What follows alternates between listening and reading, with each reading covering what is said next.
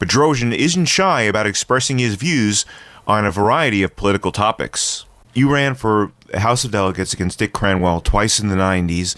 Why jump back into the world of elected politics this time around and run for office in the Hollins district? Yeah, it's an interesting question, and people have brought that up before. I am convinced. Didn't you learn your lesson? I know I should have, but I tell you, I'm convinced that all this politics and government is really down at the local level. We all look at, and I was guilty of this myself, looking at the federal government, the state government, that, that's where it is, the juicy issues and all that.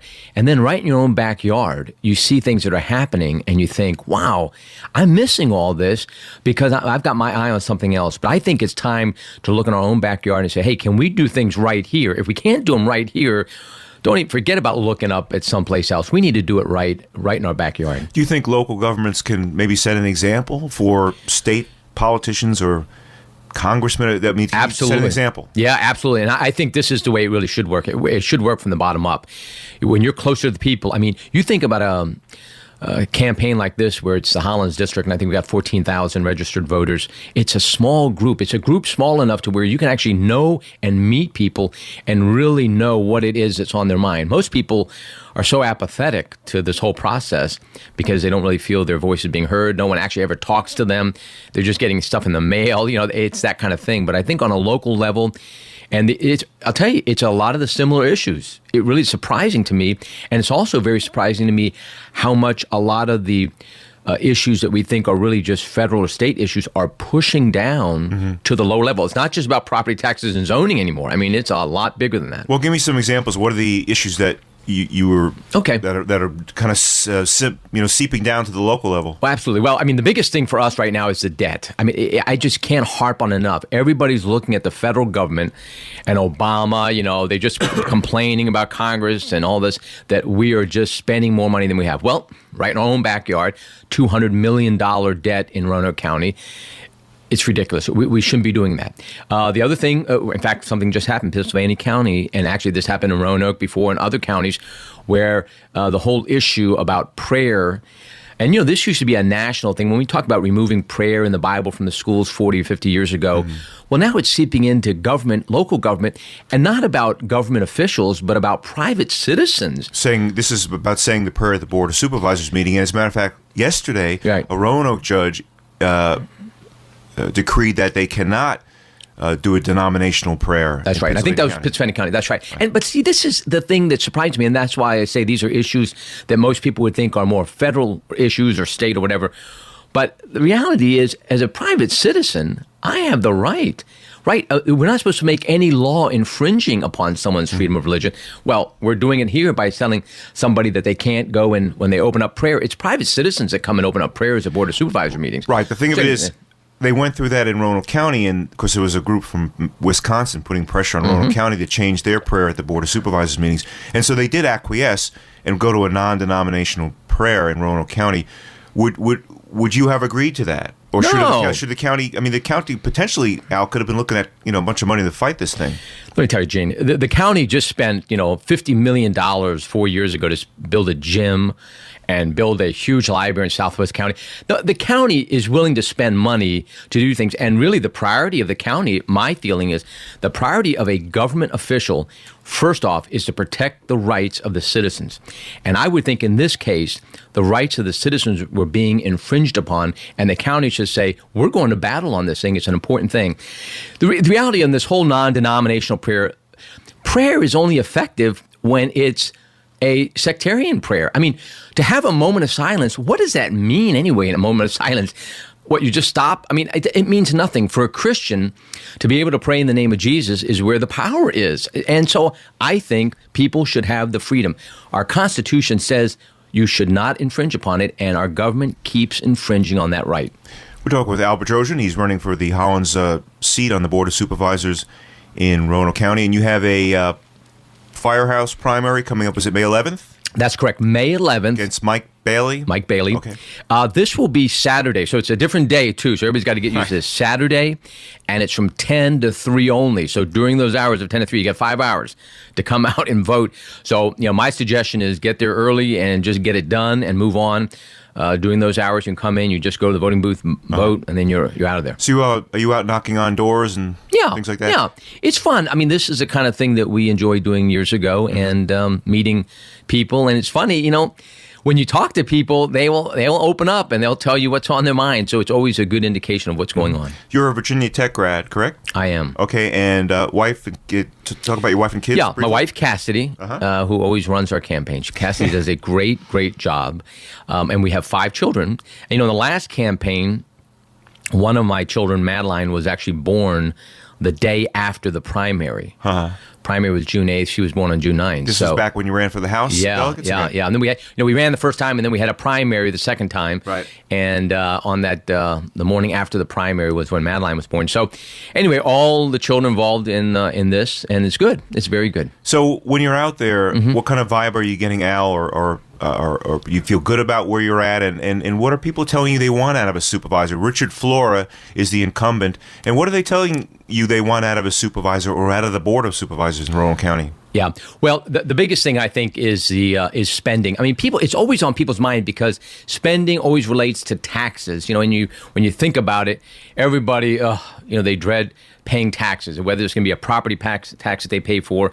The new library has come up a lot. The library in Southwest County has come up a lot. I think it's just because it's such a structure and the amount of money spent. I had a lot of people comment on the Green Ridge Recreation Center, too, that was just something they didn't think we should spend money on. The debt, a lot of people, surprisingly enough, a lot of people did not know about Roanoke County debt. They always think that we run, because we always tout it, and the state always touts that we have a balanced budget, unlike the federal government that goes into deficit spending. And it's true that we do have a balanced budget, but we balance it on a credit card, really. It's kind of like in my home, if I said, the money that comes in is the money I spend, but if I had 3 or 4 credit cards that all had $20,000, I was just paying the minimum payment on it. Do I really have a balanced budget? Well, no, I don't think so. So when you bring that up, people are like, whoa, $200 million? It's about $2,100 per person. So that also becomes a big issue. We'll be back with more from Al Bedrosian. It's Roanoke This Week with Gene Morano.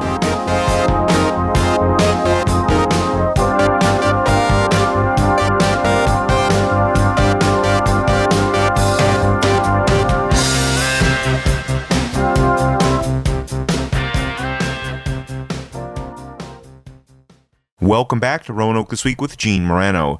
Conservative Republican Al Bedrosian, who at one time had a program on this very radio station, is running for a seat on the Roanoke County Board of Supervisors from the Hollins District. He faces off against Mike Bailey in a May 11th firehouse primary at the Hollins Library.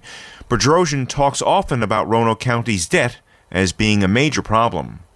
And the reality is, debt is important to people because debt puts pressure on keeping taxes high. Because you have to pay the debt. I mean, it's not like you can just have debt and say, okay, well, that's gone.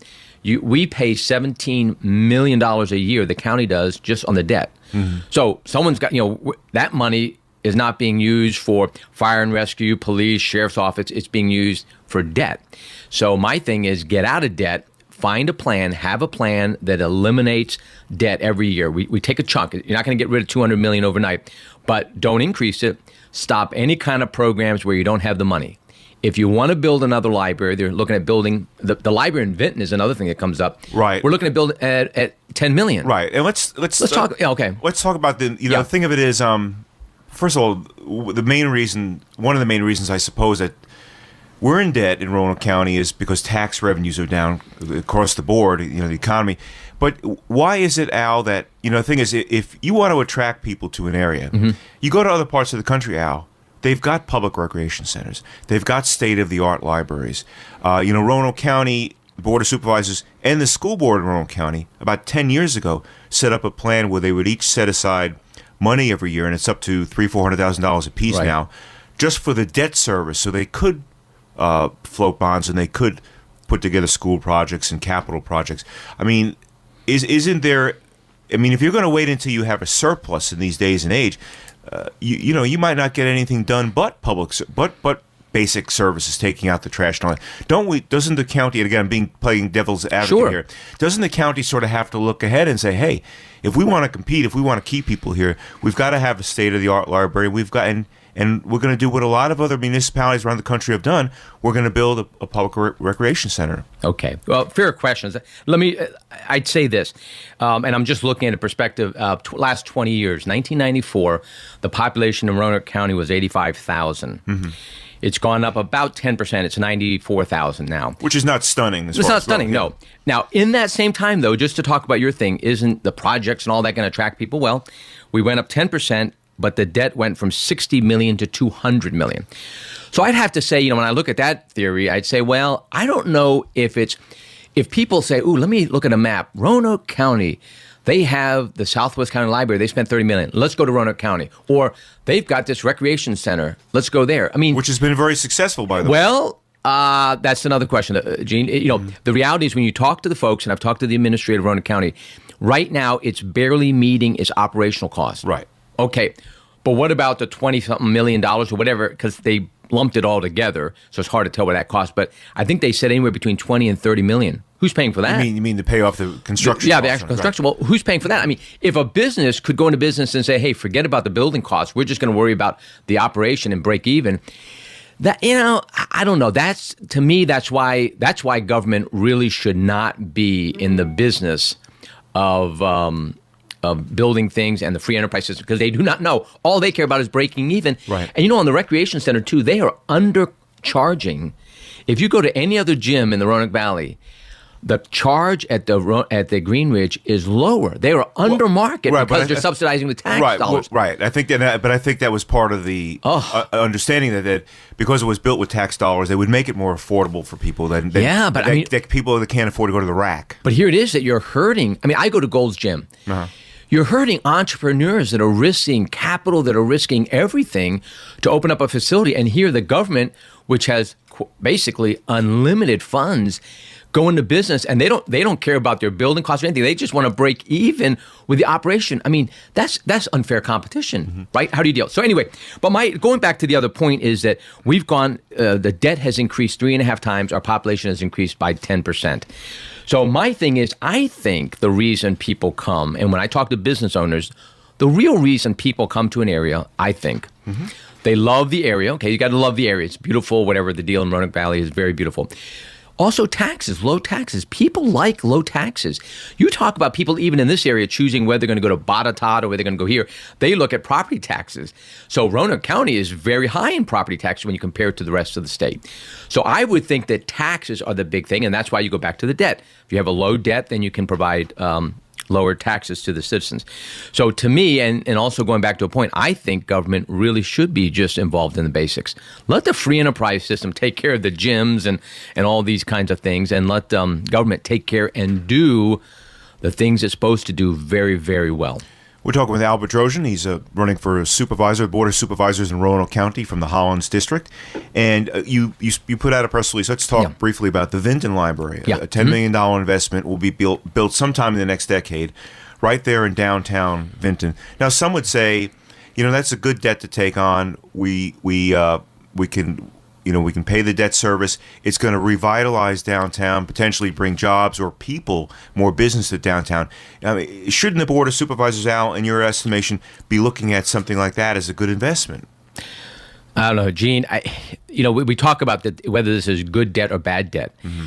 Tell me the last person that started spending money on a credit card and said, I'm doing a terrible thing. Everybody thought, I'm putting this on a credit card because we need this, we need it. And pretty soon they're $30,000 in debt and they can't pay it back. I quite frankly, I think there is very little good debt. And I think we've created this problem, this monster, and it's a disease now, and everybody just thinks everything is good. There was I think Vinton Messenger had an article about how this was going to revitalize Vinton. This is what pains me. I think this is a government project, so we're basically having government lead and revitalize. I would rather have a business come into Vinton and revitalize. I mean, I think what we're looking at, we're going to build a $10 million project, so that way we're going to employ people and people are going to start working.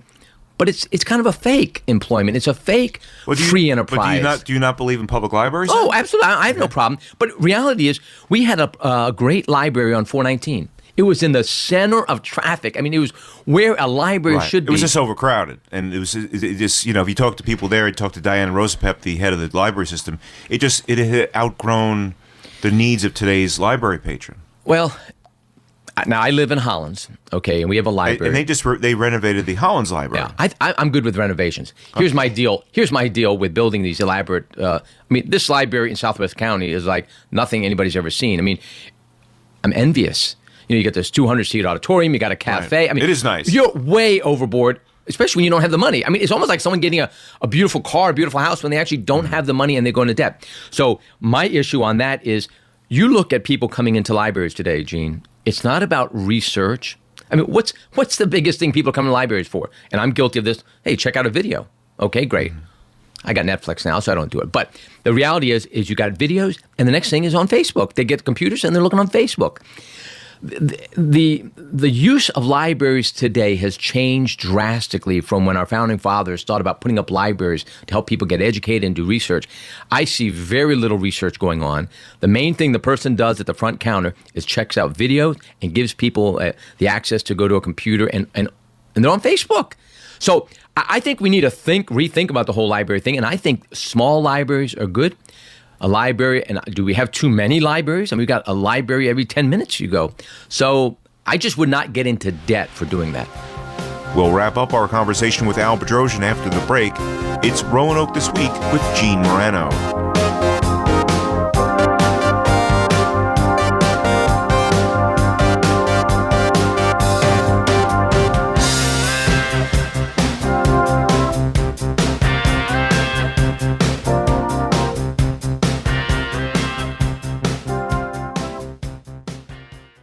Welcome back to Roanoke This Week with Gene Morano. Former House of Delegates candidate Al Bedrosian hopes to return to the political arena this fall, running for the Roanoke County Board of Supervisors from the Hollands District. First, he must secure the Republican nomination in a firehouse primary on May 11th at the Hollands Library. Al, you ran for delegates twice in the 90s against Dick Cranwell. What did you learn from that whole experience as far as running campaigns, and what can you take something from that experience all those years ago into your campaign this time around? Yeah, well, I think I can. I mean, it's been a while, but the reality is that the people, what I've noticed is that most people, obviously, as we see in the election results, don't vote. It's sort of disheartening sometimes to see how few people vote. It is, but I think they don't vote because they think the whole thing is very disingenuous. And I try to speak right from my heart. I don't have anybody write speeches for me. I don't read speeches. I speak the way I feel, and I think the way that a lot of other people think, in just really basic terms about their families, their lives. And really, people want to be left alone. They want to have the freedom to do what they want to do. They want to use their money to do things and enjoy their life. And when you go into neighborhoods, you find that people are involved in their own thing. Most people could give a hoot about who the county supervisor is, who their delegate is, and even who the governor is. They don't really care. They want to live their life with as much liberty and freedom. And that's what way I talk to people. Mm-hmm. I don't even want to be known. I want to do the things to protect people and lower their taxes so that they can use their money and do whatever they want. Your website is bedrosian4supervisor.com, and the 4 is the numeral 4. Right. I believe you at your day launch announcement said that stands for 4 basic bullet points. Yeah, we had 4 basic bullet points, and I mean, one was the thing about limited government and people not spending. Well, first of all, watching where we spend our money. So when we even do things that we're supposed to do as government, that we don't spend a whole lot of money doing those things. The other thing was about not spending it on things that we should not even get involved with in the first place. And those are things out of the purview of our county government and what we really should be doing. And then other things, we're getting involved in the personal rights of people. And we talked a little bit about that, about the prayer in government. The prayer issue, supervisor, right? Yeah, and I think that's very important. I think my responsibility would be to say, hey, no, we need to protect the rights of the citizens, and that was very important. And the other one was involving in outside organizations. ICLEI was one, I want to talk to you about ICLEI. Right, yeah. And I'm full disclosure, I've been a member of the ICLEI committee, although I haven't been in very many meetings. But Al, when we go to these meetings, we're not talking about herding people into cluster housing. We're not talking about the UN or Agenda 21. Right. It's never, ever come up. It's about basically just educating people on how to save energy. And even if you don't believe that man has anything to do with global warming, whatever, if there are ways that you can reduce your carbon emissions and keep it a little bit, the air a little bit cleaner, what's wrong with that? I mean, Roanoke County the county government has saved thousands of dollars in energy savings. They've introduced education programs in the school, just about, changing your light bulbs out or whatever. But, would you, if it comes up for debate again about funding ICLEI, the $1,200 that this county spends annually for ICLEI software, I mean, would that be something you'd be open to listening to? Or why, what's your opinion on that? I'd get us out of that. Why? Here's the deal. It's funny you talked about the fact that no one's mandating anything. It's just right, little things. Exactly. Well, try to go get a light bulb now for your house that is the old light bulb that I like. You can't because so many mandates have been put on that we went from being a voluntary thing. I think all this should be voluntary. Quite frankly, if you have a problem with RC Clear, which is the ICLEI committee. Right. You have a problem with the mission, which really, quite frankly, seriously, it's education about saving energy. Yeah, here's my deal. I don't have a problem with it. It's just out of the purview of the government. If there's an organization, years ago, there was an organization that came to my house, I think it was part of AP actually, that showed me how to save money on my house, keeping it more energy efficient, that whole deal. But it was private sector stuff. And the reality is, if I can save money, but I don't want to, let that be on me. Hey, I don't want to do that, and I want to spend more money on power. Leave it to me. That's my own money. Don't force me, because I know it's going to come right now where it's not a mandate, but everything that government has ever been involved in soon enough becomes a mandate. And the light bulb issue is something that now you cannot, and I think in a couple of years they're gone. The old light bulbs that I incandescent like. bulbs, yeah. right. You're listening to Roanoke This Week with Gene Morano.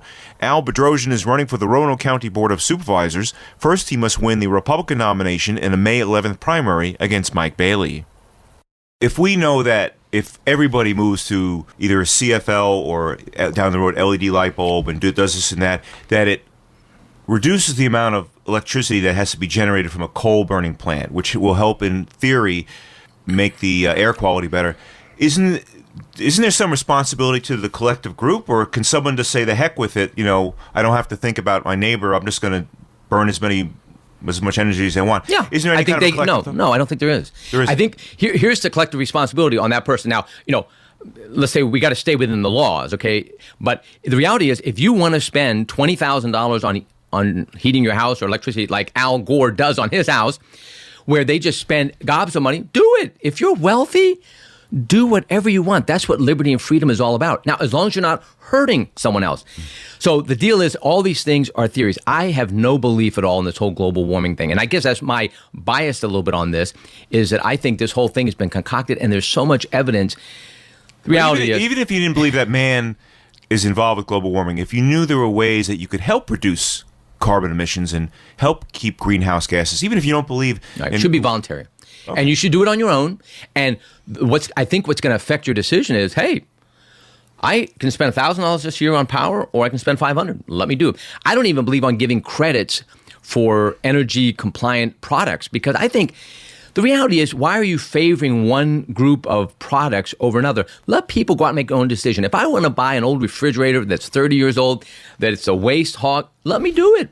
AP will love you. Well, right. AP will love me, and I am going to be a nut if I want to spend more money than I should. But the mandates that come down from government, and we've seen it enough. New York City is an example with Bloomberg. I don't want that. With the big gulps. Yeah. Right. That's okay. It's not good for you. So what? It's your decision. You make the decision, not some government official. Just to wrap up, do you feel that your viewpoint will appeal to enough people on May 11th, which is the firehouse primary?